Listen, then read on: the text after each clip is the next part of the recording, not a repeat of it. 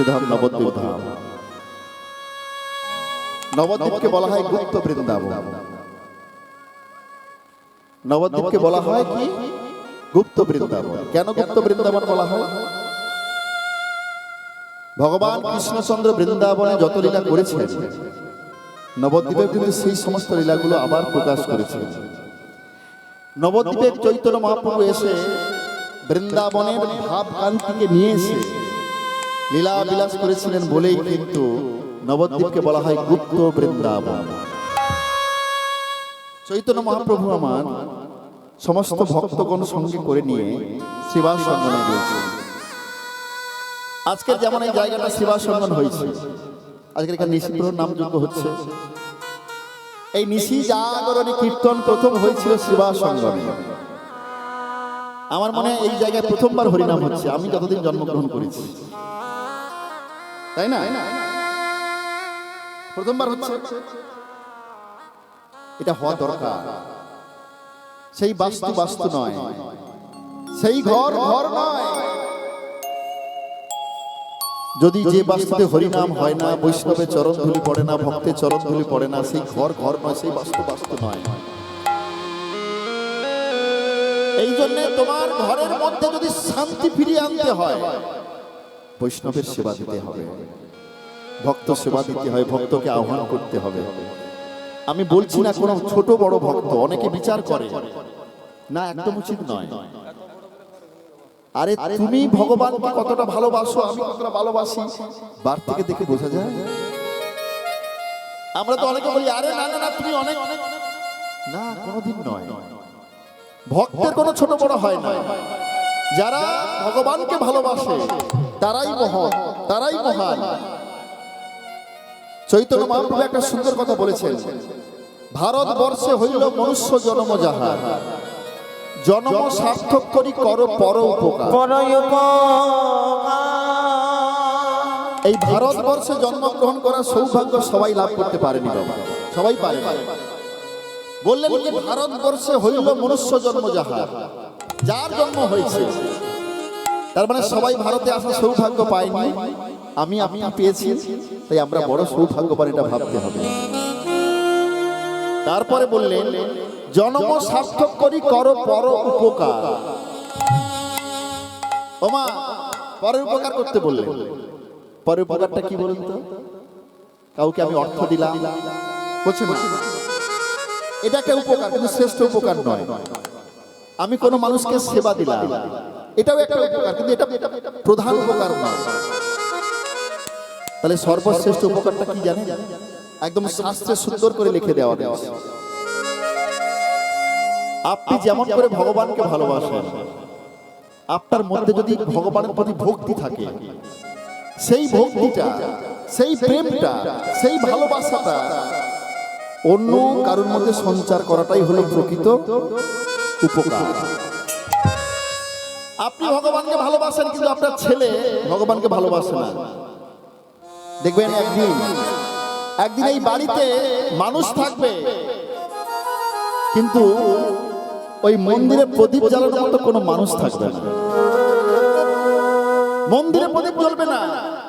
এখনকার দিনে তো আমার অবাক লাগে, মন্দিরে মন্দিরে বাড়িতে বাড়িতে দেখা যায় ইলেকট্রনিক্সের ওই কি যেন ধান কংসাল সব বাজছে, সুইচ দিয়ে দিল বাজছে। আরে আমাদের এত অকাল পড়ে গেছে, বাড়ির সবাই মিলে একটু শাঁখ কংসাল নিয়ে আমরা সন্ধ্যা দিতে পারবো না? তার জন্য মেশিনের ব্যবস্থা করতে হবে। দিন ভীষণ খারাপ আসছে। হ্যাঁ, হরিবাসর বেড়েছে, আগে এত হরিবাসর ছিল না, এখন দিন দিন হরিবাসর বাড়ছে, ভক্ত বাড়ছে। কিন্তু ভক্ত বাড়লে কি হবে? ভক্তি বাড়ছে। আসল জায়গাটা আমাদের অভাব থেকে যাচ্ছে। এই ভক্তিটাকে আমাদের বৃদ্ধি করতে হবে। আগের থেকে আমাদের দেশের সমস্ত কিছু উন্নতি হয়েছে। আগে রাস্তাগুলো এত পাকা ছিল না, এখন পাকা রাস্তা হয়েছে। আমি দেখেছি এটা মাটির রাস্তা ছিল, তারপরে মোরাম হয়েছে, এখন ঢালাই রাস্তা হয়েছে। আগে তো বাড়িগুলো এত পাকা ছিল না, এখন পাকা বাড়ি হয়েছে। আগে বাড়িতে এত শিক্ষিত ছিল না, এখন বাড়ি বাড়ি শিক্ষিত আছে। মাধ্যমিক pass, HS pass, MA pass, BA pass আছে। সব কিছু উন্নতি হয়েছে, কিন্তু একটা জিনিসের চরম অধঃপতন হয়েছে। বলুন তো কিসে চরম অধঃপতন হয়েছে? বলতে পারবেন? কিটা অধঃপতন হয়েছে মানুষের? মানুষের মনুষ্যত্বে, মানুষের মনুষ্যত্বের চরম অধঃপতন হয়েছে। আপনারা ভাবুন, আগেকার দিনে মানুষকে যেভাবে শ্রদ্ধা করা হতো, ভক্তি করা হতো, এখন মানুষকে সেই শ্রদ্ধা করা হয়, ভক্তি করা হয়। আগেকার দিনে গুরুজনকে আমরা যেভাবে শ্রদ্ধা করতে দেখেছি, এখন কিন্তু আর সেটা নেই। আমরা কেউ কাউকে মানছি না, বলছে না না এটা উচিত নয়। একদম তুমি যদি না মানো, তোমার জীবনে অনেক বড় দুঃখ আছে, এটা ভাবতে হবে। আমরা মানুষ, মানব। মানব কেন না? মানব বলে তাই মানব। আমরা মানব বলে তাই মানব হয়েছি। কি মানব? কিটা মানতে হবে আমাদের? ভক্তমণ্ডলী মায়ের, পৃথিবীতে দুটো যন্ত্রণা সবচেয়ে কঠিন আমাদের। পৃথিবীতে দুটো যন্ত্রণা সবচেয়ে কঠিন, মারাত্মক দুটো যন্ত্রণার কথা একটু বলি, আপনারা শুনুন। মানুষ যখন মৃত্যুবরণ করে, বিছানায় শুয়ে আছে, সে উঠে চলতে পর্যন্ত পারে না, নিজে নিয়ে খেতে পর্যন্ত পারে না। দেখবেন যখন মৃত্যুবরণ করে না, কারো চোখ দুটো বেরিয়ে যাচ্ছে, জিভ বেরিয়ে যায়, শুধু তাই নয়, পায়খানা প্রস্রাব করে দেয়। শাস্ত্রে সুন্দর করে লেখা রয়েছে, মৃত্যু যন্ত্রণা কঠিন যন্ত্রণা। আবার দেখা যায় কোনো মানুষ যখন মারা যায় না, মনে হচ্ছে যেন একদম শুয়ে আছে, কি সুন্দর হাসি হাসি বদনে, যেন একদম ঘুমিয়ে আছে গো। তাহলে এরকম হয় কেন? বলছে মৃত্যু যন্ত্রণা কঠিন যন্ত্রণা। এই যন্ত্রণা থেকে রেহাই পেতে গেলে তোমাকে ভগবানের ভক্ত হতে হবে, ভগবানের নাম করতে হবে, ভগবানের চরণ তলে আসতে হবে, গুরুদেবের চরণ সেবা করতে হবে, না হলে যন্ত্রণা পেতে হবে তোমাকে। শাস্ত্র বলল এর থেকেও একটা কঠিন যন্ত্রণা আছে। এটা কোন সময় জানেন? আমাদের জন্মগ্রহণের সময় যে যন্ত্রণা। মানুষ যখন জন্মগ্রহণ করে, তার আগে আমরা কোথায় থাকি? মাতৃগর্ভের মধ্যে, মাংসপিণ্ড অবস্থায়। অসংখ্য নালীর গুলোর দ্বারা আমাদের হস্তপদ সব আবদ্ধ থাকে। মায়ের গর্ভে কত কৃমি কীট আমাদের দেহকে দংশন করছে, যন্ত্রণায় ছটফট করছে। যখন আমরা ছোট্ট থাকি মাতৃগর্ভের মধ্যে, মা যদি ঝাল খায়, ঝাল, সেই ঝালের যে প্রক্রিয়াটা, যে কার্য প্রক্রিয়া, সেটা গিয়ে কিন্তু সেই সন্তানের গায়ে লাগে। মাংসপিণ্ড যখন থাকে, তার উপরে কিন্তু চামড়া থাকে না মা, সেই মাংসপিণ্ডে গিয়ে ঝালটা যদি লাগে, সেই যন্ত্রণাটা কেমন হবে? সন্তান মাতৃগর্ভে যন্ত্রণা ছটফট ছটফট করে।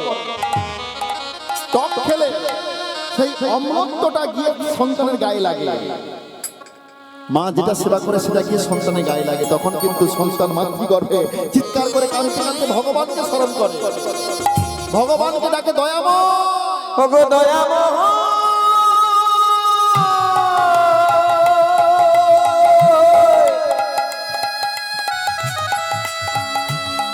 ওই করুণাময়,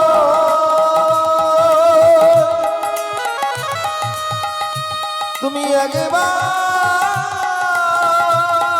দয়া করো, এই দয়া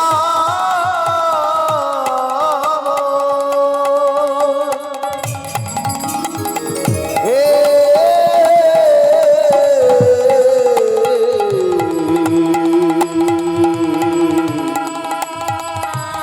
দয়া দয়া।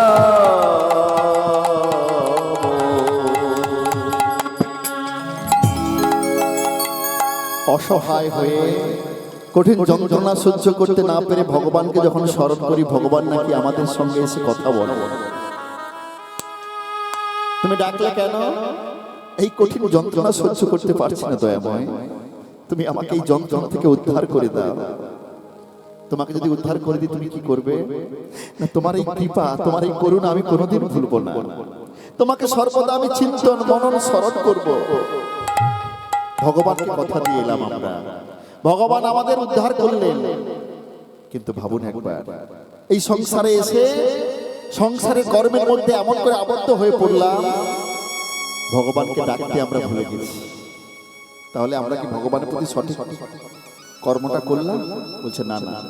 ধরুন আপনার বিপদের সময়ে, আপনার অসহায়ের সময় যদি কোনো মানুষ এসে আপনাকে সাহায্য করে, ঘোর বিপদের সময়, অর্থ দিয়ে হোক, যে কোনো কারণেই হোক, আপনি যদি তাকে ভুলে যান, তাহলে আপনাকে কি বলবে? অকৃতজ্ঞ বলবে। ঠিক তদ্রূপ ভগবান আমাদের এই দুটো নয়ন দিয়েছেন, এই নয়নে যদি গোবিন্দের শ্রীচরণ দর্শন করতে না পারি, এই নয়ন কিন্তু বৃথা। আমাদের দুটো বাহু দিয়েছেন, এই বাহুতে যদি দিনান্তে একটি হলে পুষ্প নিয়ে এসে যদি ভগবানের চরণে অর্পণ করতে না পারি, জানবে তোমার এই দুটো হাতের কোনো মূল্য নাই। যে হাত দিয়ে গোবিন্দের চরণে সেবা করতে পারি না, একটা পুষ্প নিয়ে এসে ভগবানের চরণে দিতে পারি না, ভক্ত সেবায় এই দুটো হাতকে কাজে লাগাতে পারি না, জানবে এই হাতের কোনো মূল্য নাই। তো ভগবান আমাদের যে সুন্দর বদন দিয়েছে, এই বদন ভরে যদি একবার হরিনাম বলতে না পারি, ভাববেন এই বদনের কোনো দাম নাই। ভগবান যে কান দিয়েছে, এই কানে যদি হরিনাম শুনতে না পারি, এই কানের কোনো দাম নাই। ভগবান যে চরণ দিয়েছেন, আমি যদি কোনোদিন ভগবানের লীলা ক্ষেত্র দর্শন করতে না পারি, এই চরণের কোনো দাম নেই। ভক্ত মণ্ডলী, ভগবান এত সুন্দর দেহ দিয়ে আমাদের পাঠিয়েছে। প্রথমেই বলেছি, এই সুন্দর দেহটা কিন্তু আমাদের পিতামাতা দেয়নি, ভগবানই দিয়েছে। আর সেজন্য কোনোদিন কোনো সময় ভগবানকে বলে থাকতে না। আমাদের যতটা সম্ভব হবে ভগবানের চরণ তলে নিজেকে সমর্পণ করে আপনি জীবন যাপন করুন, এই জীবনটা ধন্য হবে, মানুষ হওয়া সার্থক হবে, না হলে শুধু বৃথাই যাওয়া আমার আশা হবে। চৈতন্য মহাপ্রভু আমার শ্রীবাস সঙ্গনে ভক্তদেরকে সঙ্গে করে নিয়ে হরিনাম সংকীর্তন করছেন। আর এমন সময় দাদা বলে ডাকলেন, দাদা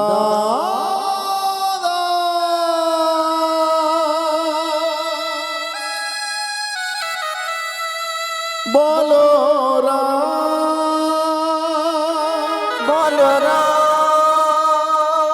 দাদা দাদা বলো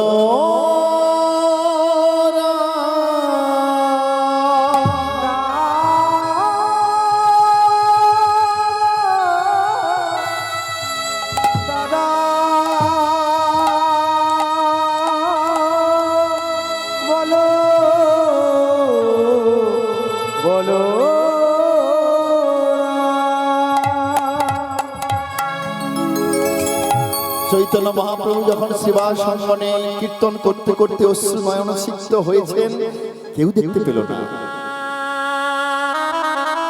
আজকে নিমাই কাঁদছে, চোখের জলে ভেসে যাচ্ছে, কেউ দেখতে পেল না। দেখতে পেল একজন, শ্রীবাস।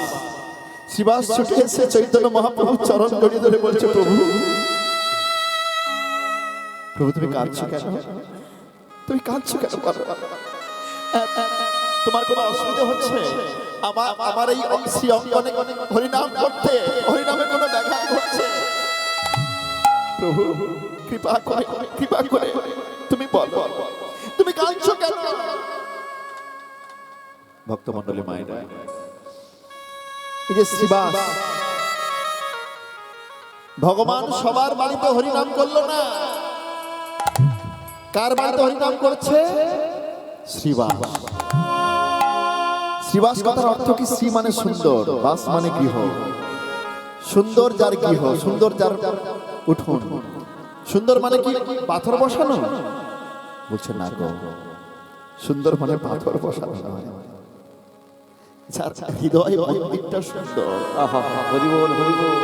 যার হৃদয়ের মধ্যে, যার মনের মধ্যে কোনো ময়লা নেই, কোনো পাপ নেই, শুধু ভগবানের জন্য নিবেদিত রয়েছে প্রেম, ভক্তি আর ভালোবাসা। ভগবান কিন্তু সেই মজাক করা বাড়িতে থাকে না। যদি তার বাড়িতে তার হৃদয়ের মধ্যে ভক্তি না থাকে, ভগবান সেখানে থাকে না। আর শ্রীবাস কথার অর্থ কি? শ্রী মানে, আর একজনকে বলা হয় লক্ষ্মী। শ্রীবাস অঙ্গনে লক্ষ্মী দেবী সর্বদাই বিরাজ করেন। জানেন শ্রীবাসের ভক্তি? ভগবান কেন শ্রীবাস অঙ্গনে কীর্তন করেছে?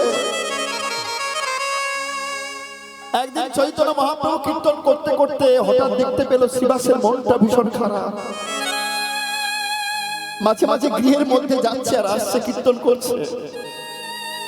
প্রভু তো আমার অন্তর্যামী, তবুও এই লীলা প্রকাশ করার জন্য বলছে, শ্রীবাস আজকে তোমার এই হরি নামে কেন মন বসছে না?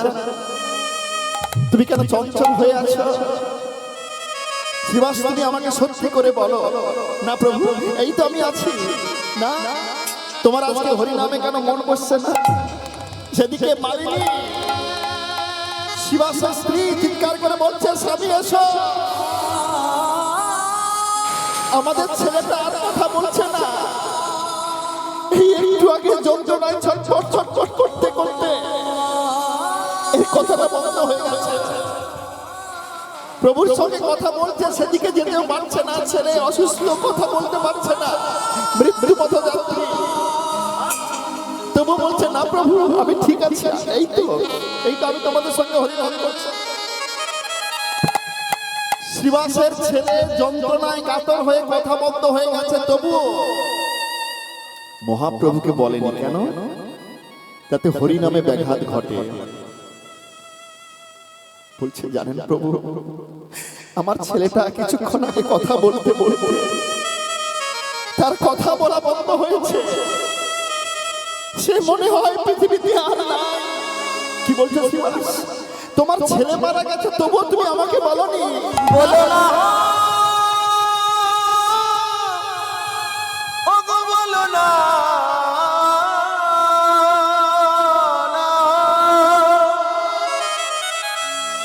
তুমি অমনে করে বলো না,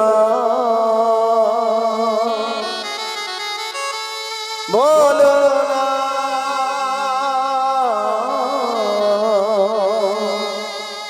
বলো না,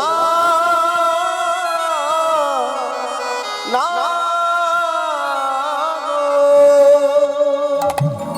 মহাপ্রভু কলিযুগের ভগবান চৈতন্য মহাপ্রভু এলেন শ্রীবাসের ছেলের কাছে। এসে দেখলো ছেলেটা মারা গেছে। তোমাদের ছেলে মারা গেছে, আমি তোমাদের বাড়িতে আছি, তবুও তুমি একবার জানালে না। মালিনী বলছে, আমি অনেকবার চেষ্টা করেছি, তোমাকে গিয়ে বলবো, কিন্তু আমার স্বামী আমাকে বাধা দিয়েছে, বারণ করেছে। আমি যতবার চিৎকার করে কাঁদতে গেছি, আমার স্বামী আমার মুখে চাপা দিয়েছে। শুধু তাই নয়, কাপড়ের টুকরো আমার মুখে গুঁজে দিয়েছে।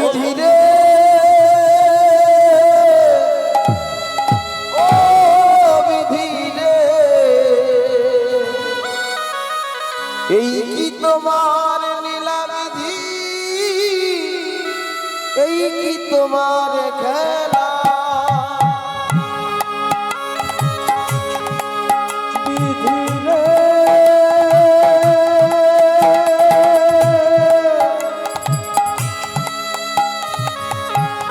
এই কি তোমার লীলা বিধি, এই কি তোমার লীলা, ঘরে হাসা করে কাঁদা,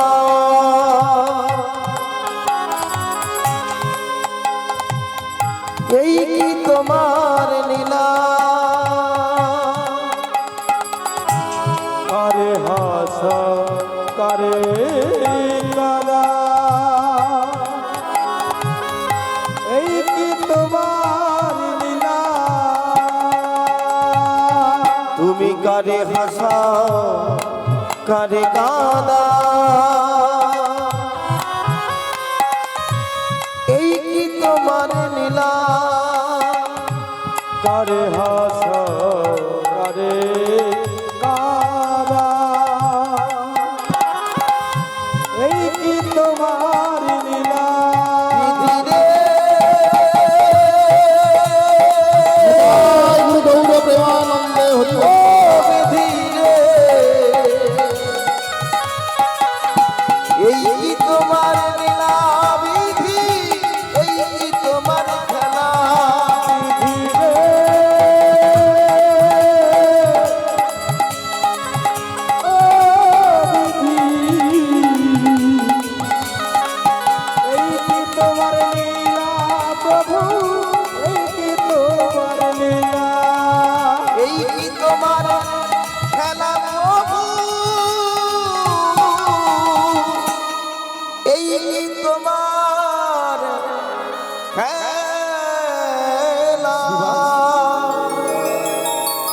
তুমি নামকে এত ভালোবাসো, তোমার নামের প্রতি এত শ্রদ্ধা, এত ভক্তি।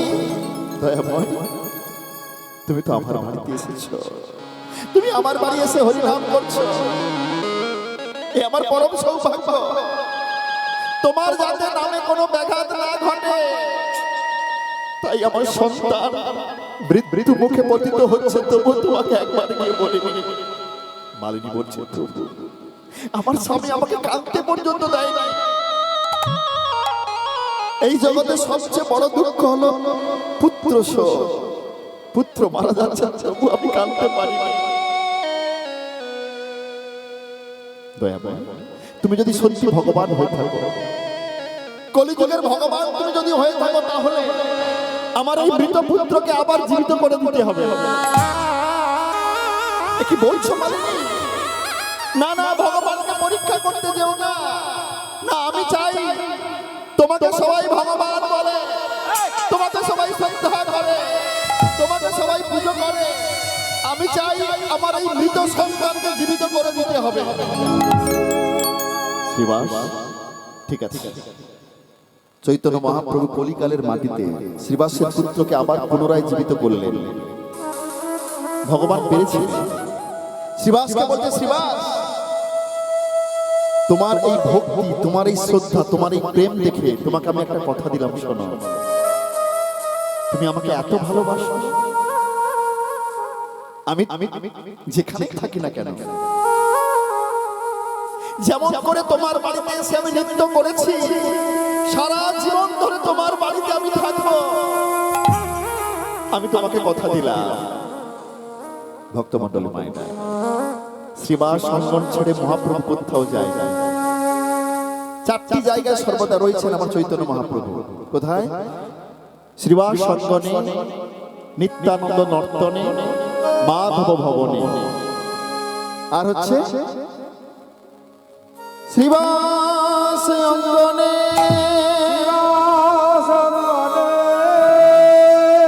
নিত্যানন্দ নর্তনে, শচীর রন্ধনে, মাধব ভবনে।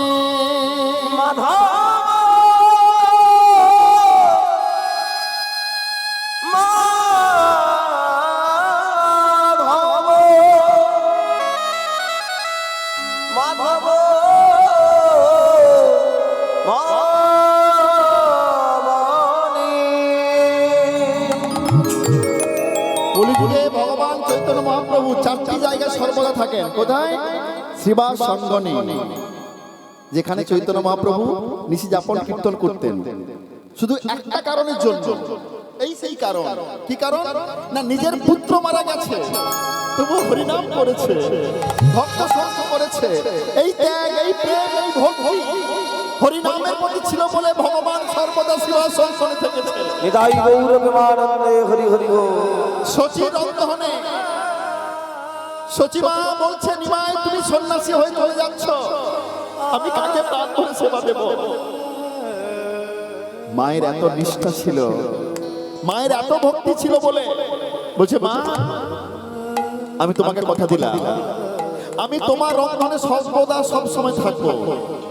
নিত্যানন্দ নর্তনে, নিতাই চাঁদ যখন নৃত্য করতেন, সেখানে চৈতন্য মহাপ্রভু এসে উপস্থিত হতেন। আর একটা হচ্ছে মাধব ভবন। এই মাধব ভবনটা হচ্ছে উত্তর 24 পরগনার অন্তর্গত। এই মাধব কিনা ভগবানের জন্য, চৈতন্য মহাপ্রভুর জন্য খুব কম সময়ে অনেক ব্যঞ্জন রান্না করে দিতে পারতেন, যেখানে চিড়ে দধি মালসা ভোগ এখনো পর্যন্ত হয়। ভক্তমণ্ডলী মায়েরা, এই চারটি জায়গায় মহাপ্রভু থাকেন। তাই মহাপ্রভু আজকে শ্রীবাস অঙ্গনে কাঁদছেন। কেউ দেখতে পেল না, দেখতে পেল শ্রীবাস। প্রভু তুমি কাঁদছো কেন? কেউ না দেখতে পেলেও আমি দেখতে পেয়েছি তোমার চোখের জল। আমি বুঝতে পেরেছি তোমার মনে আজকে কোনো কষ্ট হয়েছে, দুঃখ হয়েছে। প্রভু কৃপা করে আমাকে বলতে হবে কেন তুমি কাঁদছো। জানো শ্রীবাস, এই জগতে সবাই আমাকে কি বলে? আমি নাকি সেই ব্রজের কানাই, আমি সেই কৃষ্ণ এসেছি। কিন্তু বলতে পারো আমার দাদা কোথায়? আমি যদি ব্রজের কানা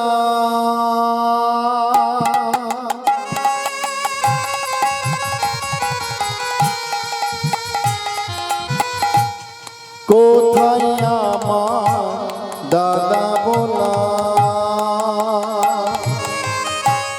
ওলি আমি নাকি বজে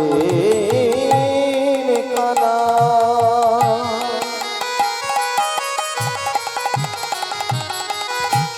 বলো বলো কোথায় আমার দাদা বলা আমি নাকি ব্রজের কানা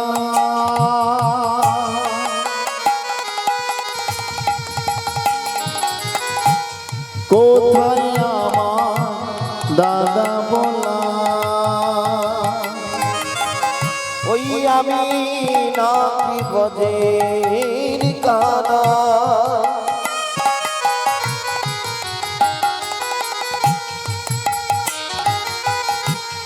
কোথায় আমার দাদা বলা নদিয়ার সর্বলোকে বলে নদিয়ার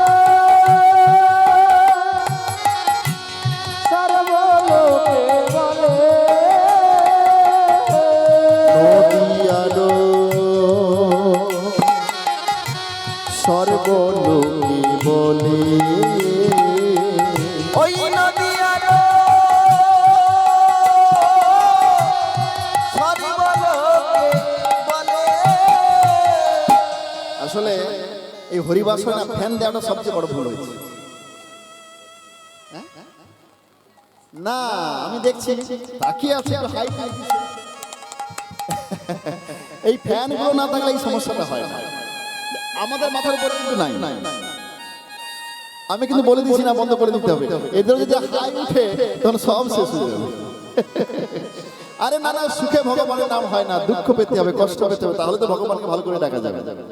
যাই হোক, সবাই বলে সবাই বলে সবাই বলে সবাই বলে নদিয়ার মাঝে সবাই বলে তারা সবাই বলে আমি নাকি ব্রজের কানা নদিয়ার লোকে সবাই বলে ওরে আমি নাকি বজের কানা নদিয়ার লোকে সবাই বলে আমি নাকি ব্রজের কানা নদিয়ার লোকে সবাই বলে ওই আমি নাকি বজের কানা বলো কোথায় আমার দাদা বলাই নদিয়ার নিদাই গৌরবানন্দে হরি হরি বল।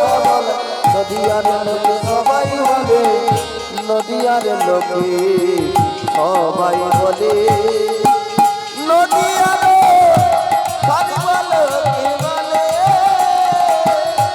নদিয়ার সর্বলোকে বলে ওই নদিয়ার সর্বলোকে বলে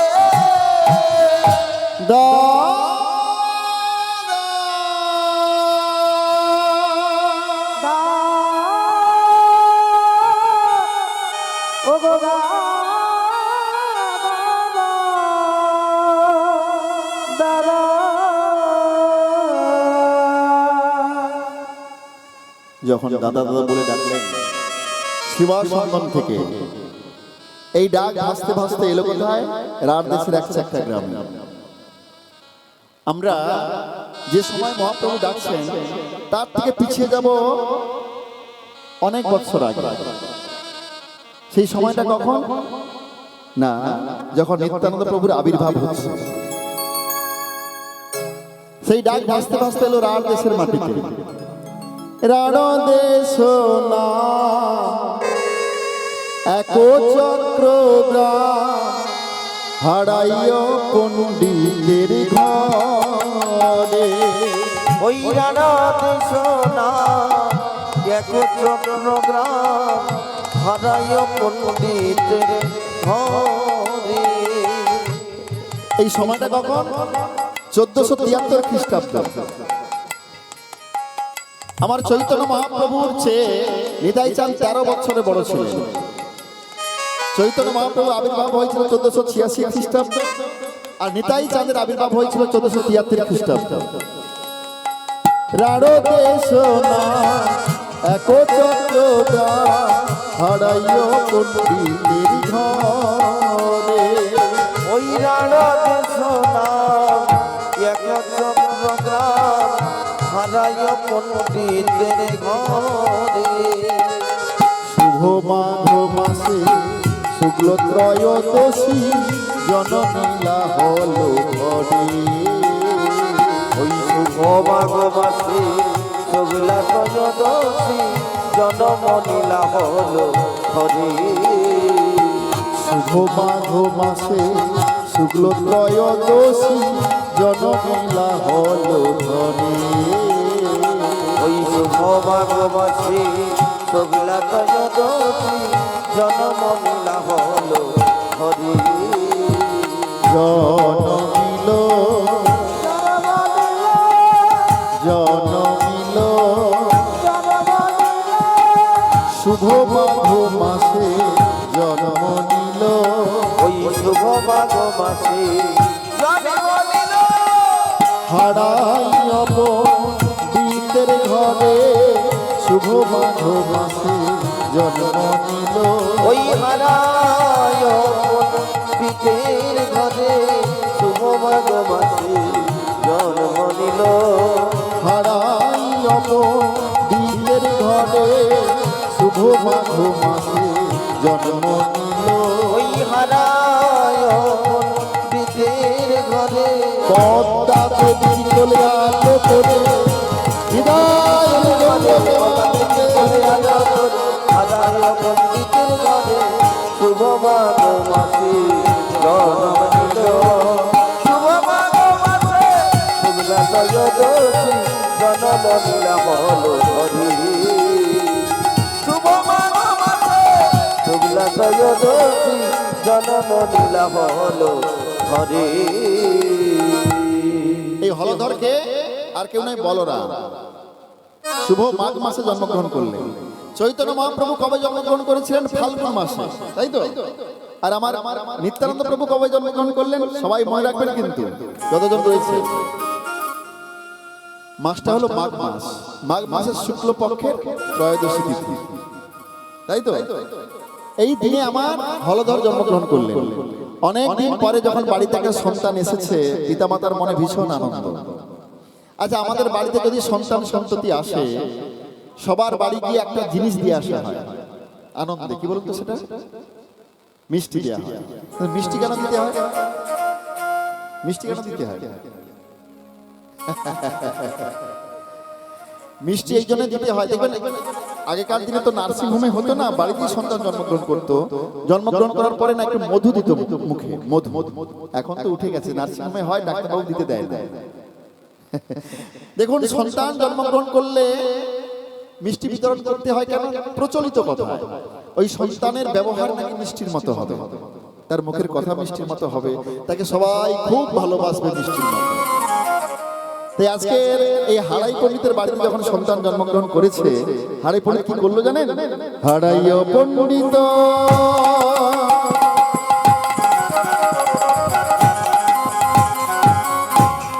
আসলে একটা কথা বললাম না, আপনারা যদি একটু খারাপ মনে করেন, খারাপ মনে করবেন না তো। আসলে মিষ্টি যদি দেওয়া যায়, সন্তান মিষ্টির মতো ব্যবহার হবে, মিষ্টির মতো কথা বলবে। যদি এটা দেওয়া যায়,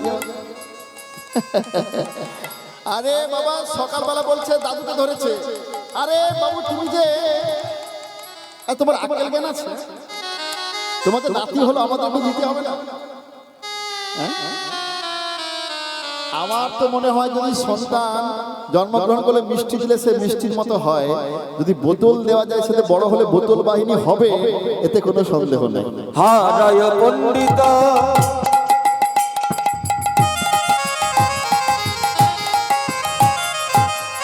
মনে হরসিত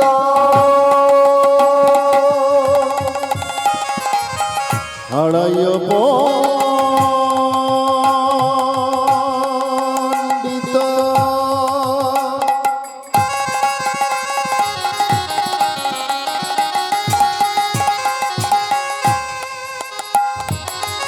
মনে হরসিত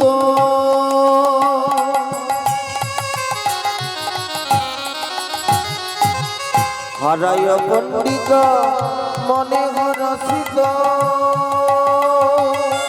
পুত্র মহোৎসব করে ওই হারায় পণ্ডিত মনে হরসিত পুত্র জীবসব করে ধরণী মণ্ডল পারে টল মল আনন্দ নাহি ধরে আদি ধরণী মণ্ডল টল মল আনন্দ নাহি ধরে ধরণী মণ্ডল পারে টল মল আনন্দ নাহি ধরে ওই ধরণী মণ্ডল করে টল মল আনন্দ নাহি আজ ধরে আনন্দ আর ধরে না গো, আনন্দ আজ ধরে না গো আনন্দ আর ধরে না গো, পুত্রের বদন হেরে পুত্রের বদন হেরে পাড়া প্রতিবেশীর মনে নিরানন্দ গেল দূরে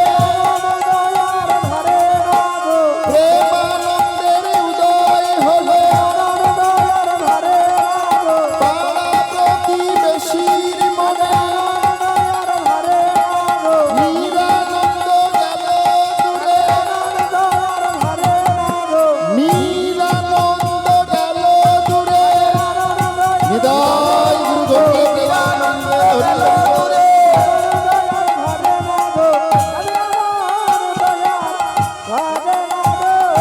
এই ধরণী মণ্ডল হরি টল মল আনন্দ নাহি আজ ধরে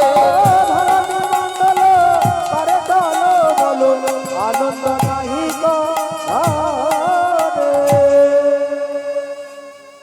আমরা এখানে যতজন রয়েছি এই নিতাই চাঁদের পিতামাতাকে আমরা কেউ ভুলবো না, সবাই কিন্তু নামটা মনে রাখবো। আমি কি বললাম, মাঘ মাসে জন্মগ্রহণ করেছে, এই নিত্যানন্দ ত্রয়োদশী তিথিটা আমাদের পালন করতে হয়। যারা যারা পারবো অবশ্যই করব। আর পিতার নামটা কি বললাম, হারাই পণ্ডিত, আর মায়ের নাম পদ্মা দেবী। তাদের কোল আলো করে সুন্দর একটা সন্তান জন্মগ্রহণ করেছে। এই সন্তানের নাম কি হবে, তার জন্য একজন ঠাকুর মশাইকে ডেকে নিয়ে এলেন। যখন জন্মগ্রহণ করেছে সেই তিথি নক্ষত্র দেখে দেখে নামটা নির্ধারণ করলেন কি, এই সন্তানের নাম হবে কুবে। ভক্তমণ্ডলী মায়েরা, এখনকার দিনে আবার আমাকে অনেকে ফোন করে বলে, দাদা আমার ছেলের নামটা কি দেখা যায় বলো তো। আর তুমি কোথায়? না দিল্লিতে আছি। আরে দিল্লিতে আছি, ছেলে ছেলে হয়েছে? বলছে না হবে, এখনো হয়নি। আরে ছেলে হবে না মেয়ে হবে জানলে কেমন করে? না না, ও জানা যায়, আমি টাকা দিয়ে জেনে ফেলেছি। ভক্তমণ্ডলী মায়েরা, আমরা বলতাম না আরে কবে হবে, না সে দিনও ঠিক হয়ে গেছে।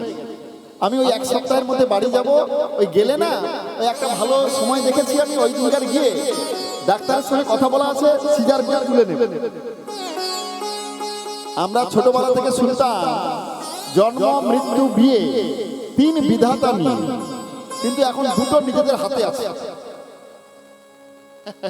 মৃত্যুটা নেই এখন, জন্ম কখন হবে সেটাও কিন্তু হাতে চলে এসেছে, আর বিয়েটা আরে চাইলে সঙ্গে সঙ্গে বিয়ে হয়ে যাবে, কোনো ব্যাপার না। কিন্তু না না, এটা আমাদের কথার বিষয় নয়, যেটা বিষয় হলো সেটা যখন সন্তান জন্মগ্রহণ করলো, আমাদের একটু জানা উচিত সন্তানের যে সে নাম রাখতে নাই, যেটা মনে হলো একটা ফিল্ম স্টারের নাম দিয়ে দিলাম, সিরিয়ালের একটা নাম দিয়ে দিলাম, বলছে না না না, ওই সন্তানের নাম অনুযায়ী তার রাশিফল তৈরি হয়, আর ওই রাশি অনুযায়ী তার কর্মফল তৈরি হয়, তার জীবন তৈরি হয়। তাই নাম রাখতে গেলে একটু ভাবনা চিন্তা করে রাখতে হবে। যখন জন্মগ্রহণ করলো সেই সময়, দিন, ক্ষণ, তিথি, নক্ষত্র বিচার করে নামকরণ করতে হয়। আজকাল যে ছেলেটা জন্মগ্রহণ করেছে সেই ছেলেটার নাম হলো কুবের। পদ্মা দেবী এসে বলছে, গুরুদেব আমাদের দুবেলা ঠিক মতো আহার জোটে না, কিন্তু আমাদের ছেলের নাম কুবের কেন হলো? কুবের কাকে বলে?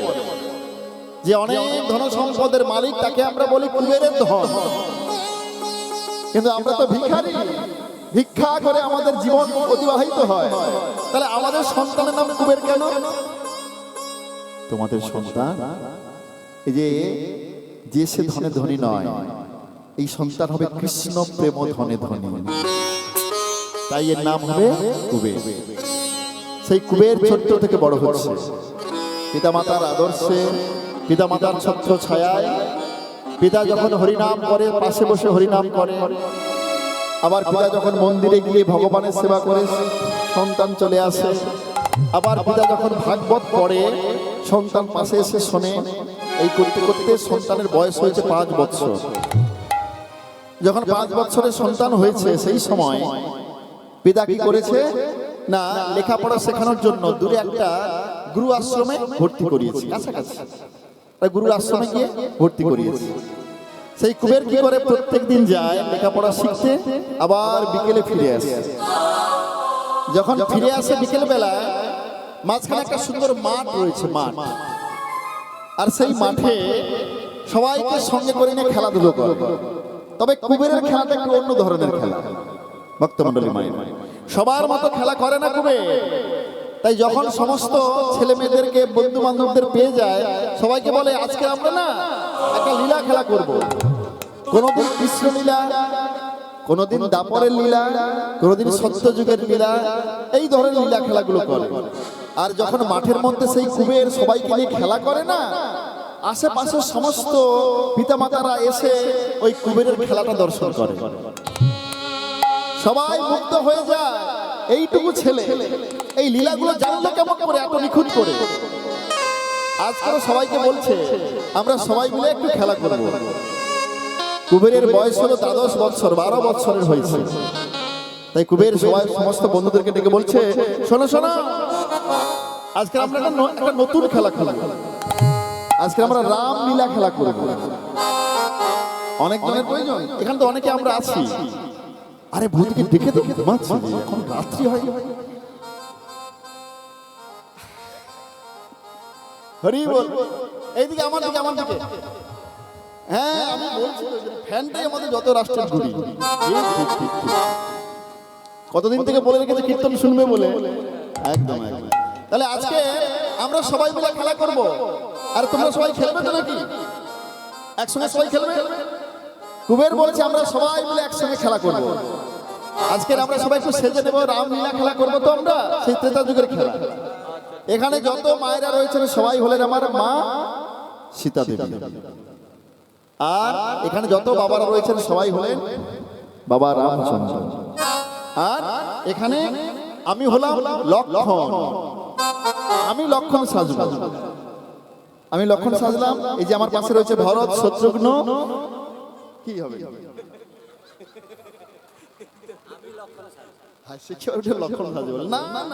এই লক্ষণের দায়িত্ব সবাইকে দেওয়া যাবে না। না না, শোনো শোনো শোনো, তোমাকে ভরত বললাম তো, একদম। এর কারণ আছে, কুবের বলছে আমি লক্ষণ সাজবো, কারণটা পরে বুঝতে পারবে। লক্ষণ সাজলো, সবাইকে তো সাজানো হলো, বলছে আরো একজন বাকি থেকে গেল। রামলীলা করতে গেলে রামের সবচেয়ে প্রিয় ভক্ত কে বলুন তো? কাজে বসে আছে। কে সেই প্রিয় ভক্তটাকে?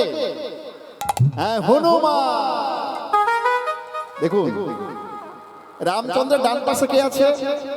ডান পাশে আছে লক্ষণ। তাই তো বাম পাশে আছে সীতা দেবী। আর হনুমান কোথায় থাকে? হনুমানকে কোথায় দেখেছেন? রামচন্দ্রের সামনে সামনে।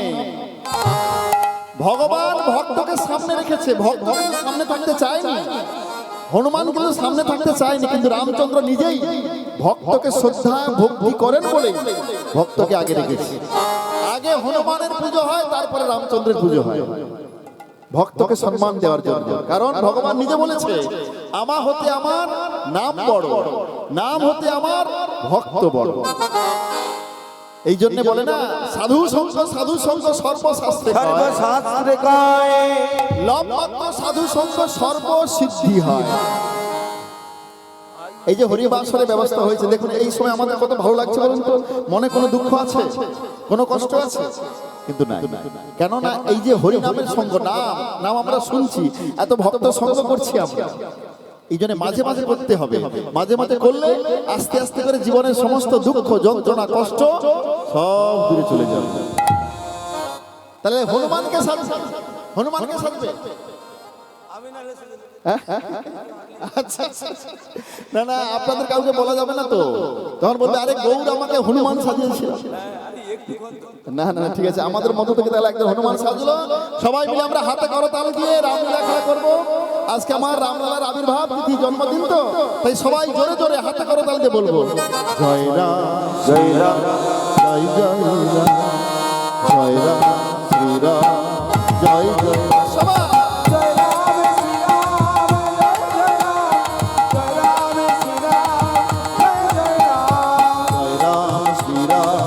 জয় জয় রাম, জয় রাম শ্রীরাম জয় জয় রাম।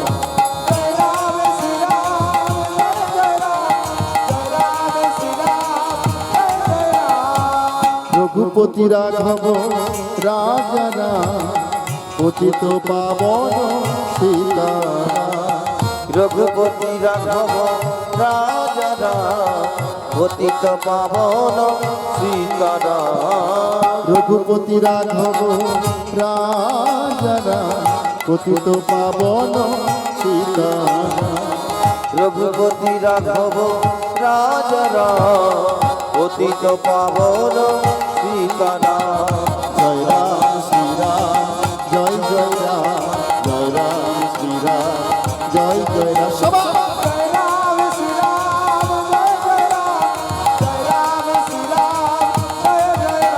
জয় জয় জয় জয় রাম।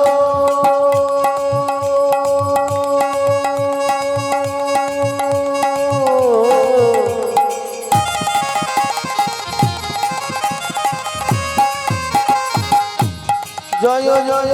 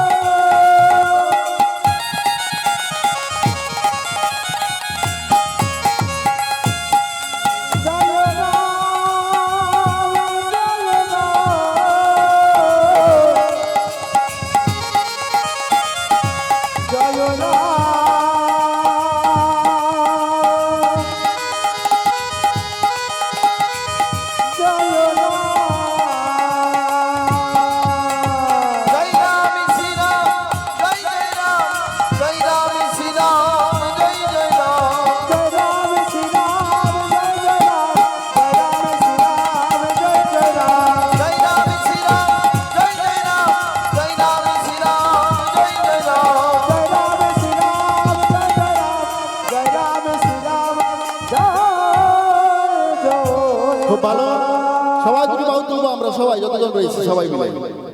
রামচন্দ্র কি, মর্যাদা পুরুষোত্তম রামচন্দ্র কি, সীতা মাইয়া কি, লক্ষ্মণ কি, ভরত কি, হনুমান কি, নিতাই গুরু গৌর প্রেমানন্দ উলুধ্বনি হরি হরি বল। জয় রাধে। আমরা তোলা গ্রাম নিবাসী উষারানী গিরি মহাশয়া গৌরবাবুকে 50টি টাকা উপহার দিচ্ছেন। আশা করি ভক্তগণ সকলে হরিধ্বনি সহকারে সমর্থন করবে।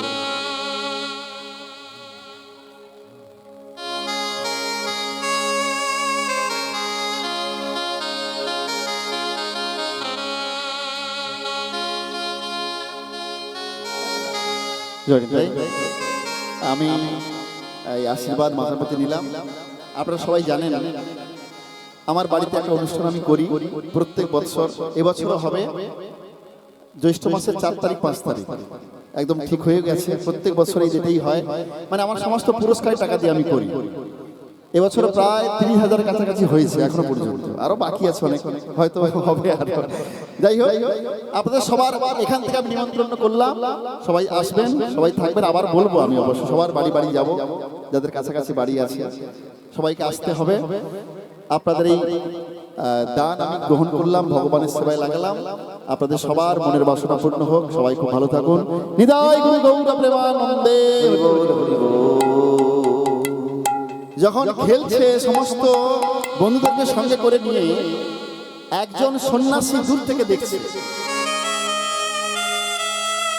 যখনই যে ছেলেটা লক্ষণ সেজেছিল তার দিকে নয়নটা গেল, কে তুমি?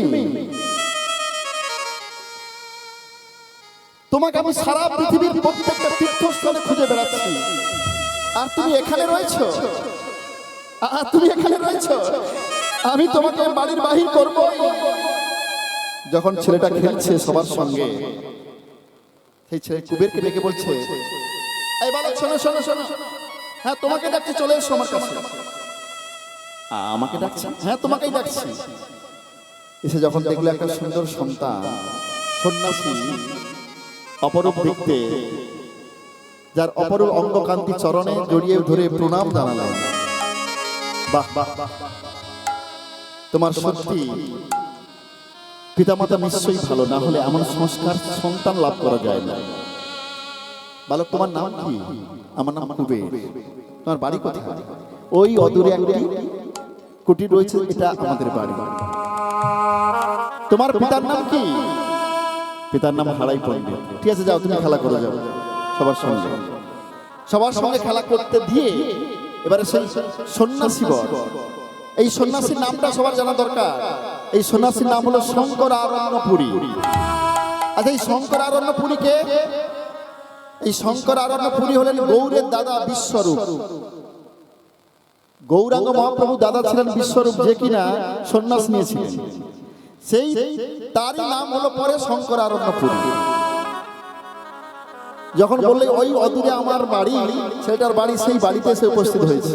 এসে বলছে, প্রভু তো ভিক্ষাং দেহি, প্রভু তো ভিক্ষাং দেহি, প্রভু তো ভিক্ষাং দেহি। কে আছে বাড়িতে? আমাকে ভিক্ষা দাও। হারাই পণ্ডিত শুনতে পেয়েছি। হারাই পণ্ডিত যখন ছুটে এসে বাইরে এলেন, দেখছে একটা অপরূপ সুন্দর সন্ন্যাসীর আগমন হয়েছে। সন্ন্যাসীকে দর্শন করে মনটা আনন্দে ব্যাকুলিত হয়ে উঠল। পদ্মাকে ডেকে বলছে, পদ্মা, পদ্মা এসো, পদ্মা, পদ্মা তুমি চলে এসো। কেন তুমি আমাকে ডাকছো? দেখবে এসো আজকে আমাদের বাড়িতে কে এসেছে। কে এসেছে বলো না, তুমি বাইরে এসো, দেখবে এসো। পদ্মা যখন বাইরে এসেছে, হারাই পণ্ডিত বলছে, দেখেছো আমরা আজকে কাকে পেয়েছি জানো? এই সাধু বৈষ্ণব সন্ত সবার বাড়ি যায় না, অনেক ভাগ্যের ফলে,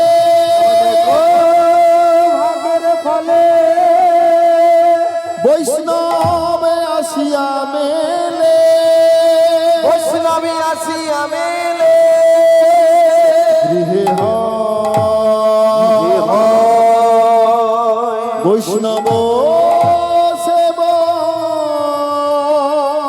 বৈষ্ণব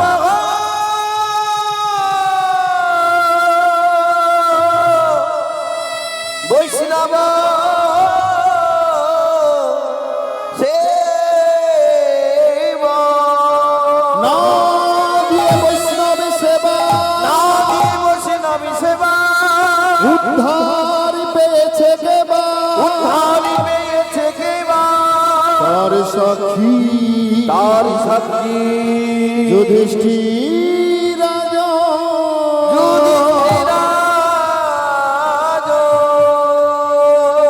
পদ্মা, আমাদের পরম সৌভাগ্য আজকে, আজকে আমাদের বাড়িতে বৈষ্ণব এসেছে, সন্ন্যাসী এসেছে।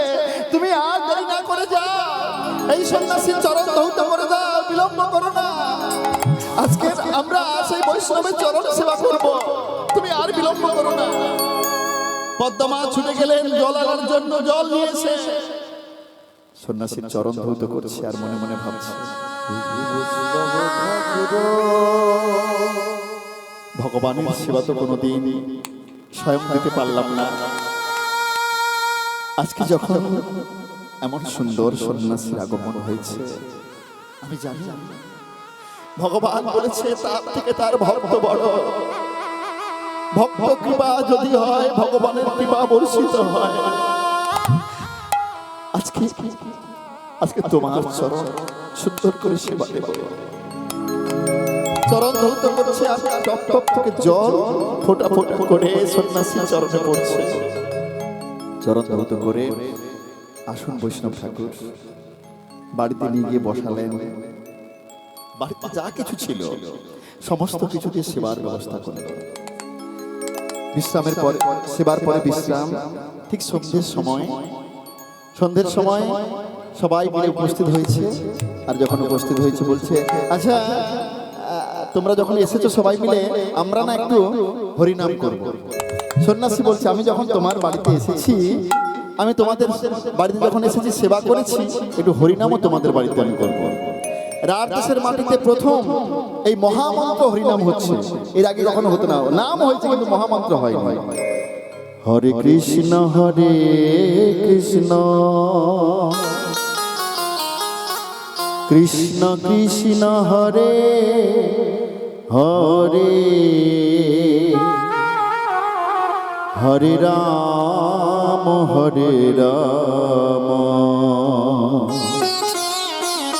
রাম রাম হরে হরে।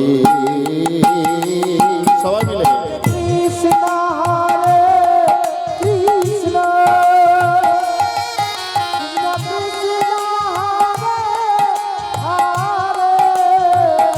কৃষ্ণ হরে হরে হরে রাম রাম রাম হরে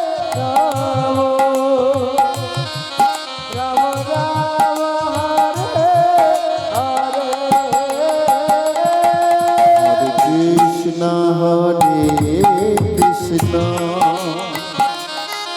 কৃষ্ণ কৃষ্ণ হরে হরে, হরে রাম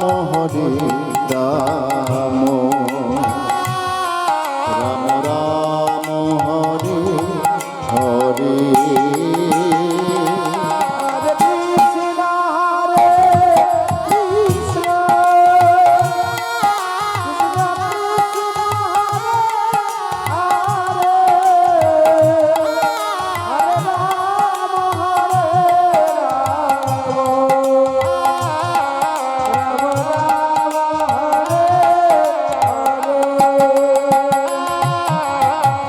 বাড়িতে যখন হরিনাম হচ্ছে, কুবের কিন্তু আর থাকতে পারল না। কুবের এসে তাদের সামনে বসে, তাদের সামনে একসঙ্গে বসে সেও এসে হরিনাম শুরু করেছে। হরে কৃষ্ণ কৃষ্ণ কৃষ্ণ কৃষ্ণ হরে হরে, হরে রাম রাম রাম হরে হরে। হরে কৃষ্ণ কৃষ্ণ কৃষ্ণ কৃষ্ণ হরে হরে, হরে রাম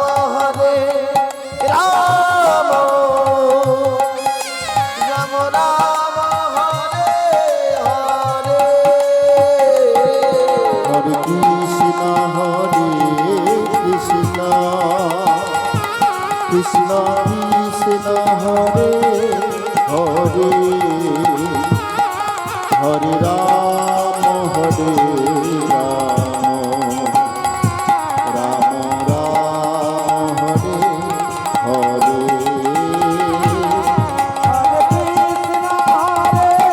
বিদায় বন্দে হরি হরি বল।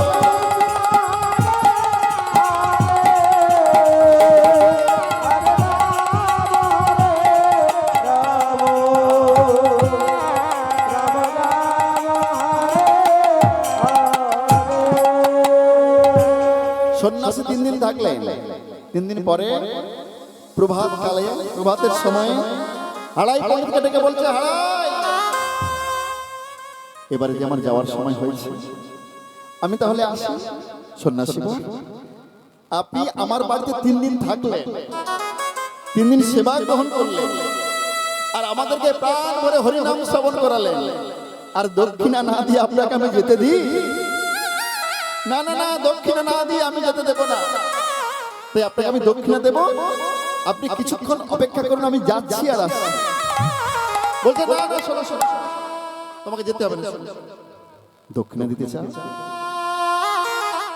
তুমি আমাকে দক্ষিণা দিতে চাও?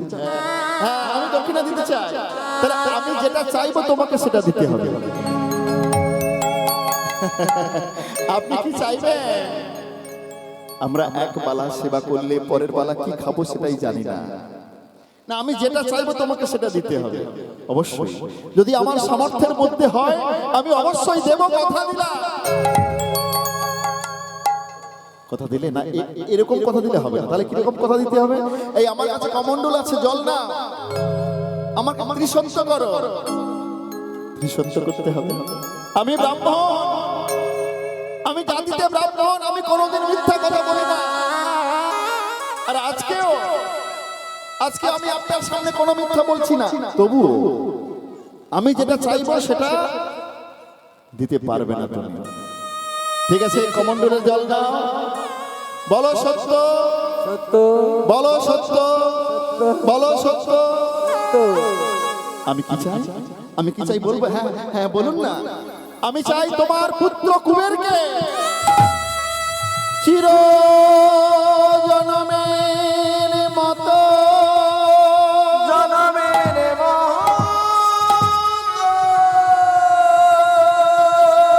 আমায় দান,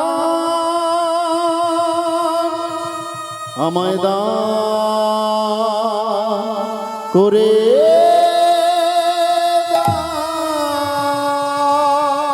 বলো না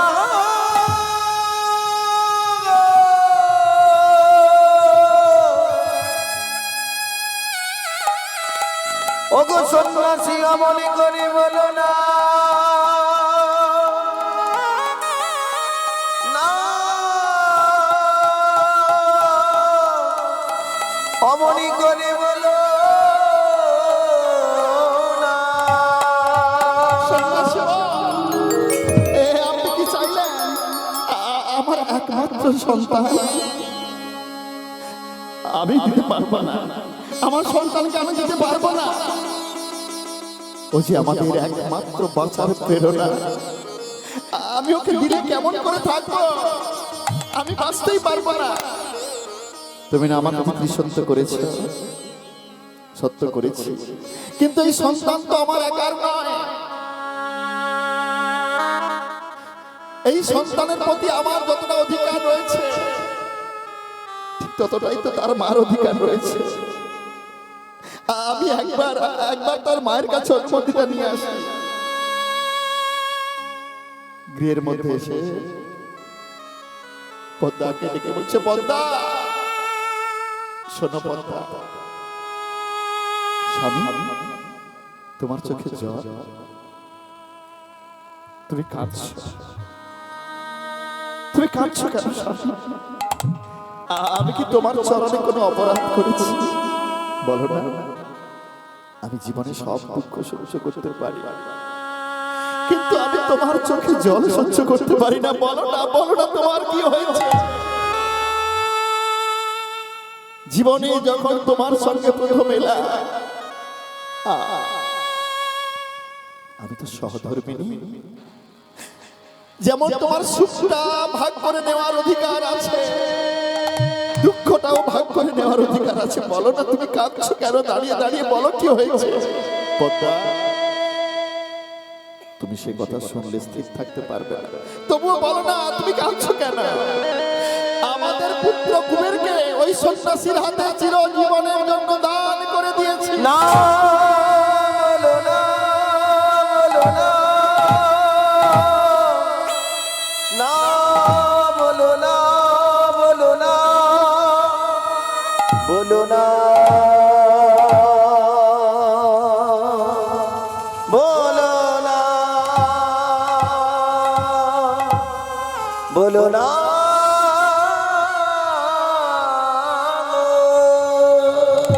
আমি পারবো না আমার সন্তানকে, আমি সন্তানকে ছাড়া থাকতে পারবো না। সন্ন্যাসীকে বলে দাও চলে যেতে। আমাদের গ্রামে অনেকের সন্তান আছে, দুজন চারজন করে, সেখান থেকে একটা সন্তানকে নিয়ে চলে যেতে বলে দাও। আমি আমার কুবেরকে যেতে দেবো না, দেবো না। পদ্মা, জানো আমি সন্ন্যাসীর কাছে ত্রিসংশ করেছি, ওই সন্ন্যাসীর কাছে ত্রিসংশ অঙ্গীকারে আবদ্ধ হয়েছি, আমার কাছে সন্তানকে দিতে হবে।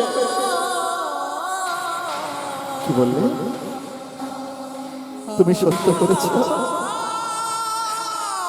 আমাদের একমাত্র সন্তানকে হারাতে হবে।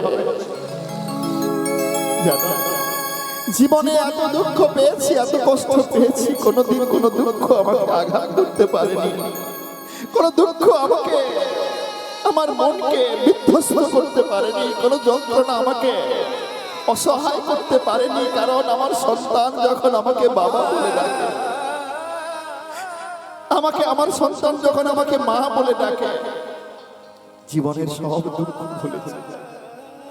কি পেয়েছি, কি খাচ্ছি দেখি না, কিন্তু আজকে আমার সন্তানকে ছাড়া আমি বাঁচবো কেমন করে? কিন্তু আমি যে সত্য অঙ্গীকার করেছি। সন্ন্যাসী ডাকছে কুবের, কুবেরকে নিয়ে এসো। কুবের ঠিক সেই সময় খেলার মাঠ থেকে ফিরে এসে পিতা মাতার মাঝখানে এসে বলছে, মা বাবা তোমরা কাঁদছো কেন? বাবা তুমি কাঁদছো? বলো না তোমার দুজন কেন দাঁড়িয়ে দাঁড়িয়ে কাঁদছো? আমাকে বলো না, কেন এমন করে চুপ করে আছো? মা আমার কি করেছে? কুবেরকে বক্ষ মাঝে জড়িয়ে ধরে বলছে, কুবের আর কোনদিন তুমি চাঁদ বদনখানা আমি দেখতে পাবো না রে। আর কোনদিন আমি তোকে এমন করে আদর করতে পারবো না। আমি কোনদিন বুকে জড়িয়ে ধরে তোর বুকে চুম্বন করতে পারবো না রে। মা কেন, কি হয়েছে মা?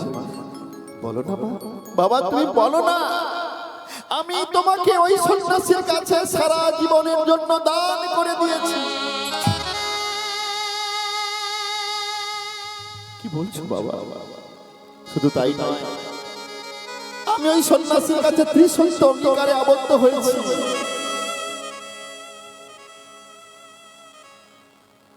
বাবা একদিন তো এই দেহটা শেষ হয়ে যাবে বাবা। যখন আমাদের মৃত্যু হবে এই দেহটা হয় শ্মশানে পুড়ে ছাই হবে, না হলে সমাধিস্থ হবে। এই দেহটা মাটির সঙ্গে মিশে যাবে, না হলে গঙ্গায় ভাসিয়ে দিলে শেয়াল কুকুর ছিঁড়ে ছিঁড়ে খাবে।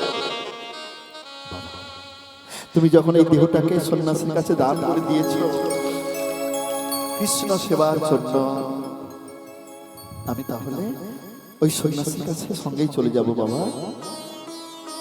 কুবের এসো। যখনই আবার ডেকেছে, পিতা মাতা দুজনে নিয়ে এসে সন্ন্যাসীর হাতে দিয়ে বলছে, সন্ন্যাসী বর আমার ছেলে চেয়ে খেতে জানে না, আমার ছেলে কখন খেতে হয় সেটাই জানে না। এই চাওয়ার আগে আমি এনে দিই এর কাছে সব। আমার ছেলেকে একটু লক্ষ্য রাখবে। এই যে বড় পিতা মাতা ছাড়া কোনোদিন থাকে না। আজকের আমাদের ত্যাগ করে এই সন্তান যখন তোমার কাছে থাকবে ভীষণ কষ্ট পাবে। তুমি এই সন্তানকে নিজের সন্তানের মতো করবে, সমস্ত দুঃখ কষ্ট যন্ত্রণা বুকে রেখে আমার সন্তানকে দেখাশোনা করবে। মা, মা তুমি কেঁদো না মা, যাওয়ার সময় আমার করে কেউ কাঁদবে। কুবের আর যে কোনোদিন তোকে দেখতে পাবো না রে। কুবের মোদের ছেড়ে অমন করে যাসনে রে চলে। কুবের মোদের ছেড়ে আমাদের এমন করে কাটিয়ে দিয়ে যাস রে বাবা। অমনি করে যাসনি রে চলে। মোদের ছেড়ে অমন করে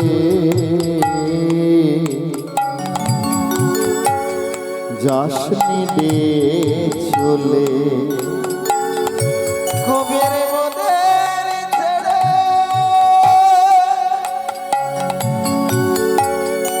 অমনি করে যাসনি রে চলে। তুই বিনে ভব মাঝে কুবের তুই বিনে ভব মাঝে তুই বিনে ধরা ধামে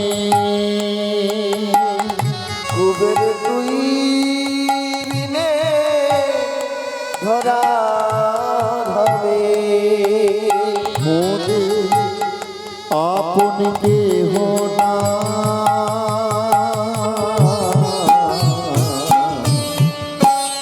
যাসনি রে চলে। কুবের মোদের বিদায় গুরু গৌর প্রেমানন্দে অমন করে যাসনি রে চলে। কুবের মোদের ছেড়ে অমন করে যাসনি রে চলে। কি করে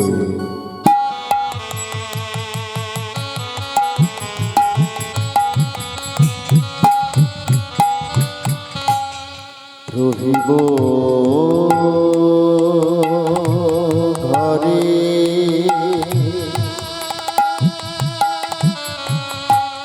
কুবের বলে ডাকিব কারে।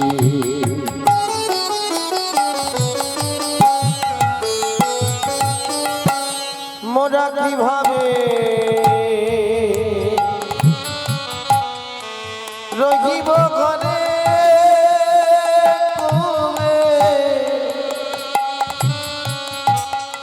কুবের বলে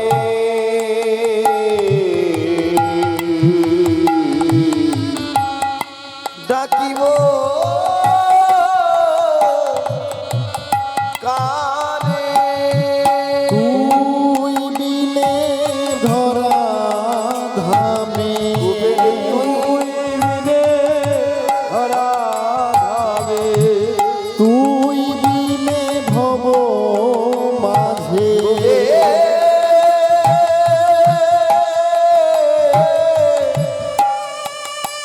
ওরে ও কুবের তুই বিনে ধরা ধামে তুই বিনে এই ধরা ধামে মোদে আপন কেহ না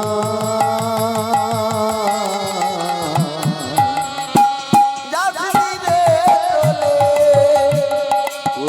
মোদের ছেড়ে অমর করি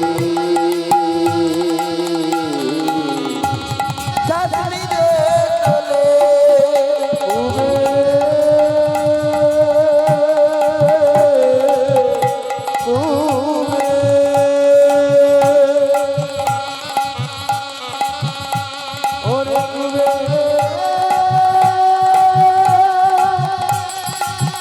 দাঁড়া বাবা, একটিবার দাঁড়া। আর কোনোদিন তোকে দেখতে পাবো না।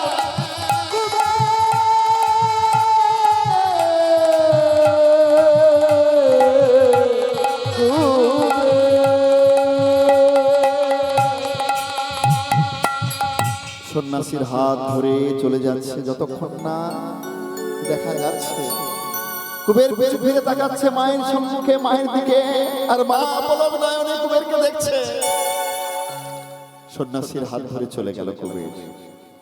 পৃথিবীর সমস্ত তীর্থ পরিভ্রমণ করতে করতে এলো দক্ষিণাত্যে কাবেরী নদীর তীরে। এসে স্নান করে এসে শুদ্ধ বস্ত্র পরিধান করেছে।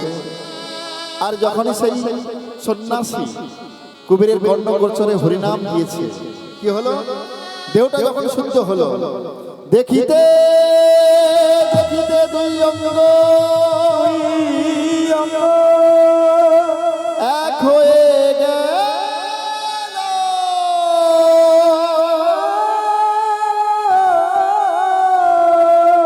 অন্তর মাঝে নিত্যানন্দ নিত্যানন্দ নিত্যানন্দ নিত্যানন্দ বলিতে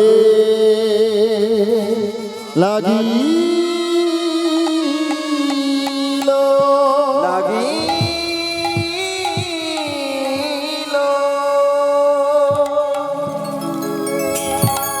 এতক্ষণ কিন্তু নিতাই ছিল না। এই দুটো দেহ যখন এক হলো, এবারে নিতাই নিতাই বলছে ভক্তমণ্ডলী মায়েরা। নিত্যানন্দ প্রভু এই কলিযুগে দুটো অংশে জন্মগ্রহণ করেছেন। এক হলো গৌরীর দাদা বিশ্বরূপ, আর হারাই পণ্ডিতের ছেলে কুবের। এই দুটো দেহ যখন এক হলো, এইবারে হলো নিতাই। এর আগে নিত্যানন্দ ছিল না। এটা সবার একটু ভালো করে স্মরণে রাখা দরকার। কলিযুগে নিত্যানন্দ প্রভু দুই জায়গায় জন্মগ্রহণ করেছিলেন। একটা হচ্ছে হারাই পণ্ডিতের ঘরে, আর একজন হচ্ছে গৌরীর দাদা হয়ে বিশ্বরূপ আর কুবের। এই দুটো দেহ যখন এক হলো, এবারে হলো নিতাই। নিতাই যখন হয়েছে, এবারে ভাইকে খুঁজছে। তোমরা বলতে পারবে আমার ভাই কোথায়? যাকেই দেখতে পায় তাকেই বলে। সেদিকে চৈতন্য মহাপ্রভু আমার শিবাসঙ্গন থেকে দাদা বলে ডাকছে। এইবারে এই নিতাই আমার ভাইকে খুঁজছে। খুঁজতে খুঁজতে অবশেষে এলো বৃন্দাবনে। বৃন্দাবনে এসে বাকে বিহারী মন্দিরে এসে উপস্থিত। ভক্তমণ্ডলী মায়েরা, আপনারা বাকে বিহারী মন্দিরে গেলে দেখতে পাবেন সেখানে ঝলক দর্শন হয় ভগবানের। মানে কিছুক্ষণ অন্তর অন্তর ভগবানকে দর্শন করা যায়, মানে একটানা কিন্তু দর্শন করা যায় না। তাই কিছুক্ষণ সময় অন্তর পর্দা টাঙিয়ে দেওয়া হয়। সেখানে গিয়ে ঠাকুর মশাইকে ডেকে বলছে, ও ঠাকুর, আপনি বলতে পারেন আমার ভাই কানাই কোথায়? কানাই? না না, কানাই কানাই বলে এখানে কেউ থাকে না। কেউ যখন বলতে পারলো না, বলছে এই জীবন আমি রাখবো কি জন্য? আমার ভাইকে যদি না পাই। কেমন ভাইয়ের প্রতি ভাইয়ের ভালোবাসা দেখুন। প্রত্যেকটা যুগে ভগবান তার ভাইকে কিন্তু সঙ্গে রেখেছে। আমাদের বর্তমান যে অবস্থা হয়েছে, এক চাকর জায়গার জন্য ভাইয়ের নামে কেস করছে। শুধু কি তাই? বিচার হচ্ছে, সালিশ হচ্ছে, আবার এক চাকর জায়গা ছাড়া ভাইকে খুন পর্যন্ত করছে। না না না, রামচন্দ্র বনবাসে গেল বলে লক্ষণ দাদার সেবা করবেন বলে রাজ সুখ রাজ ঐশ্বর্য ত্যাগ করে দাদার সেবা করার জন্য চলে গেলেন বনবাসে, সব কিছু ছেড়ে দিয়ে। কিন্তু আমরা বর্তমানে কেমন ভাই পেয়েছি, শুধু ভাইকে ঠকিয়ে কি করে বেশি করে নেওয়া যায় সেটা চিন্তা ভাবনা করছে। না না, এটা আমাদের ভারতীয় সংস্কৃতি নয়, এটা আমাদের ভারতীয় আধ্যাত্মিক তত্ত্ব নয়। ভারতীয় আধ্যাত্মিক তত্ত্ব এটাই শেখায়, এটা জানো, ভাইয়ের মতো এমন আপন পৃথিবীতে কেউ নাই। আমার ভাইকে যখন পেলাম না, জীবন আর রাখবো না। ওই গঙ্গার জলে প্রাণ বিসর্জন করব। যখন ছুটে ছুটে যাচ্ছে, দূর থেকে একজন সন্ন্যাসী ডেকে বলছে, অবধূত দাঁড়া। কি আমাকে ডাকে? আরে তুমি আমায় চিনলে কেমন করে? অবধূত বলে তুমি জানলে কেমন করে? তোমাকে কি আমার এই জীবনে চিনি? তোমাকে জন্ম জন্মান্তর ধরে চিনি। তাহলে তাহলে আমাকে বলুন তো। আমি বলবো? বলছে হ্যাঁ বলতে হবে। ত্রেতাতে ছিলেন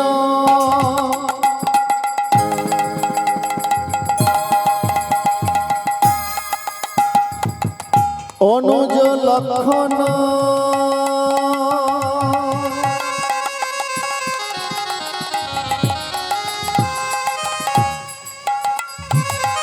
যেটাতে ছিলেন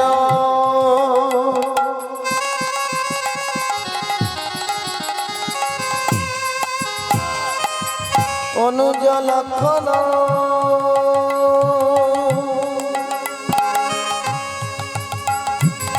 ওই যেটাতে ছিলেন অনুজ লক্ষণ, দাপরেতে বলো ওই যেটাতে ছিলেন অনুজ লক্ষণ, দাপরেতে বলো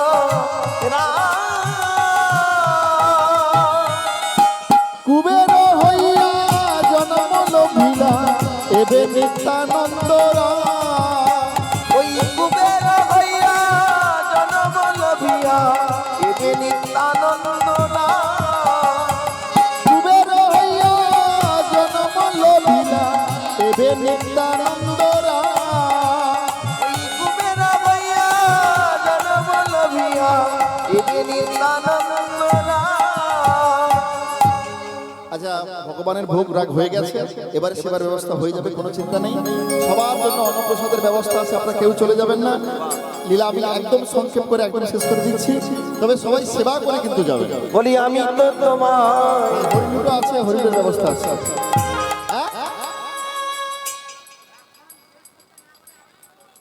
গান হবে না?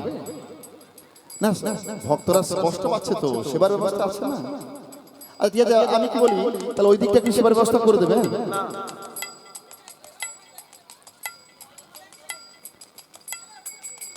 আমি তো তোমায় চিনেছি ঠাকুর, আমি তো তোমায় চিনেছি ঠাকুর, আমি তো তোমায় চিনেছি ঠাকুর, ওই আমি তো তোমায় চিনেছি ঠাকুর। তুমি হলে সেই বলর আমি তো তোমায় চিনেছি ঠাকুর, তুমি হলে সেই বলরা, আমি তো তোমায় চিনেছি ঠাকুর। বলি তুমি হলে সেই বলো না, আমি তো তোমায় চিনেছি ঠাকুর। তুমি হলে বেতার লক্ষণ, আমি তো তোমায় চিনেছি ঠাকুর। তুমি হলে পিতা, বলি আমি তো তোমায় চিনেছি হৃদয় গুরু হলে গৌর সেই বলরাম, আমি তো তোমায় চিনেছি ঠাকুর। তুমি হলে সেই বলরাম, আমি তো তোমায় চিনেছি ঠাকুর।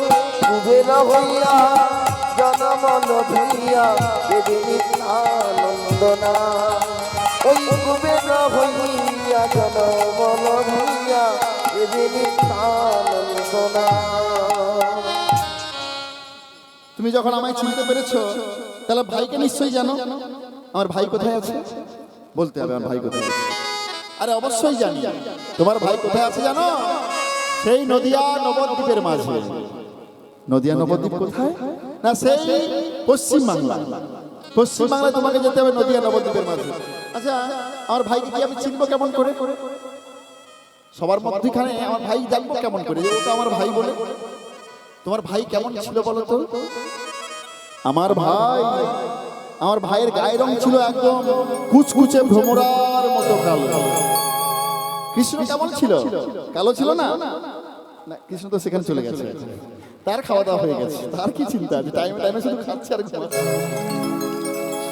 বলছে না না এখন আর কালো নাই, গোরা হয়েছে, গোরা হয়েছে, গোরা হয়েছে, গোরা হয়েছে, কালো কানাই গোরা হয়েছে। সে কালো কানাই গোরা হয়েছে। এখন তাহলে আর কালো নাই, বলছে না না আমার ভাই না বাঁকা ছিল, বাঁকা ছিল, এখন আর বাঁকা নাই, সোজা হয়েছে, সোজা হয়েছে, সোজা হয়েছে, সোজা হয়েছে, কালো কানাই সোজা হয়েছে। ও সে কালো কানাই সোজা হয়েছে।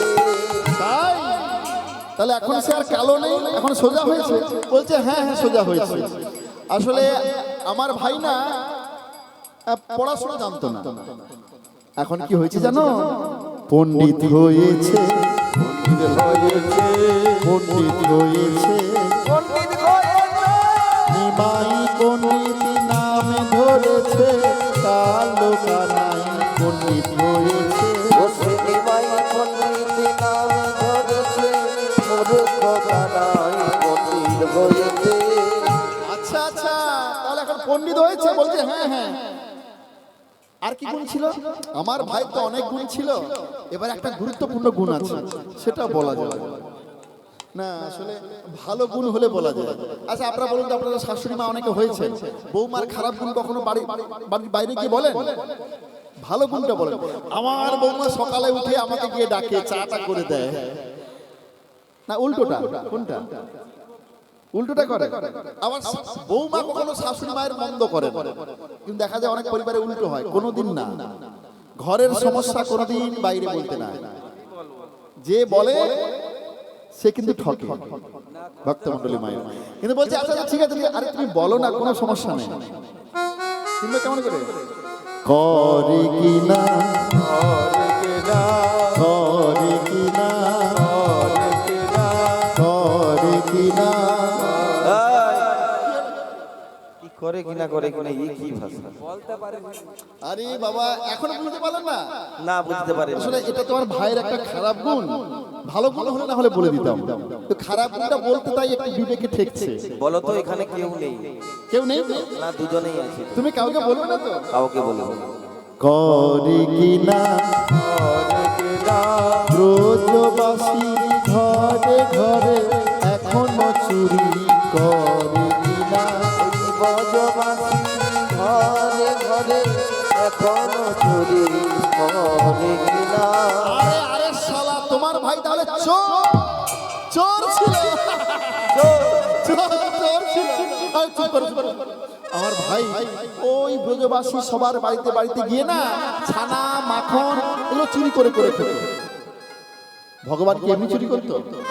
সবাই ভগবানকে ডাকতো যে কবে গোবিন্দ এসে আমার এই প্রসাদ সেবা করবে, তাই সবার মধ্যে চুরি করতো। আরে ভগবানকে না ডাকলে কোনোদিন যায় না, কোনোদিন যায় না ভগবানকে না ডাকলে, এমনি এমনি গিয়ে বাড়িতে চুরি করছে, দেখেছে তাই গিয়েছে। তোমার ভাই আর চুরি করে না, সাধু হয়েছে, সাধু হয়েছে, সাধু হয়েছে, সাধু হয়েছে, চোরা কানাই সাধু হয়েছে, ও সে চোরা কানাই সাধু হয়েছে। নিমাই পণ্ডিত নামে ধরেছে, চোরা কানাই সাধু হয়েছে। ও সে নিমাই পণ্ডিত নাম ধরেছে, চোরা কানাই সাধু হয়েছে। তাহলে নদিয়া নবদ্বীপে আছে না? বলছে হ্যাঁ নদিয়া নবদ্বীপের মাঝে আছে। তাই ছুটতে ছুটতে এলেন পদব্রজে, কোথায়? নদিয়া নবদ্বীপের মাঝে। পথ চলিতে আর বলিতে, পথ চলিতে আর বলিতে, পথ চলিতে আর বলিতে, পথ চলিতে আর বলিতে। তোমরা গাহো গাহো কৃষ্ণ নাম, মধুর নাম, হরি নাম। তোমরা গাহো গাহো কৃষ্ণ নাম, মধুর নাম, হরি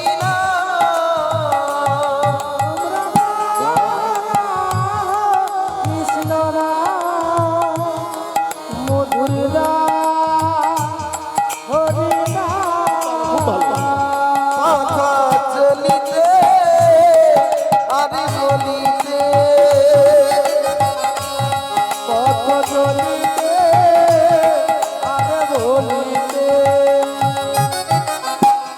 নিঃশ্বাসে প্রভু বিশ্বাসে প্রভু বিপদে প্রভু সংকটে প্রভু বিশ্বাসে প্রভু বিশ্বাসে প্রভু বিপদে ও সংকটে বিশ্বাসে প্রভু বিশ্বাসে প্রভু বিপদে প্রভু সংকটে প্রভু নিঃশ্বাসে প্রভু বিশ্বাসে প্রভু বিপদে প্রভু সংকটে তোমরা গাহো গাহো কৃষ্ণ নাম মধুর নাম হরি নাম কৃষ্ণ নাম হরি নাম মধুর নাম পথ চলিতে আরে বলিতে পথ চলিতে আর বলিতে চলে যা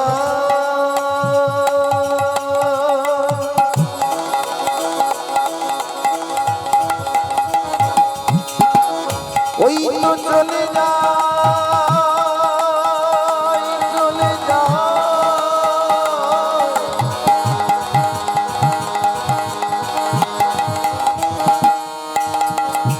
চলে যা চলে যা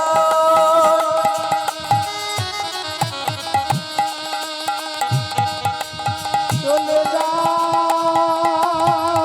চলে চলে যায়